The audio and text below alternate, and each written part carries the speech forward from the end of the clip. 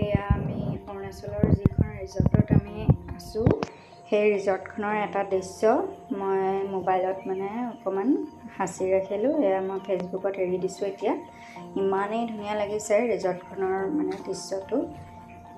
ইমান ধুনীয়া ধুনীয়া অকণি অকণি ঘৰ আছে, একদম এনেকুৱা লাগিছে যেন ছুইজাৰলেণ্ডতহে আছোঁ নেকি, কিন্তু নাই, আমাৰ ভাৰততে আছোঁ আৰু অৰুণাচলতে আছোঁ।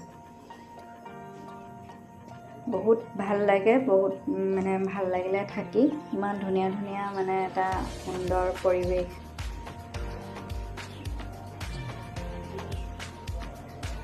চাই থাকিব, মই ভিডিঅ' অকণ দি থাকিম। ইমান দীঘল ভিডিঅ' দিয়াটো সম্ভৱ নহয়, সেইটো কাৰণে মই অলপ ভিডিঅ'কে দি থাকিম, ৰিলছ বনাই চাব আপোনালোকে।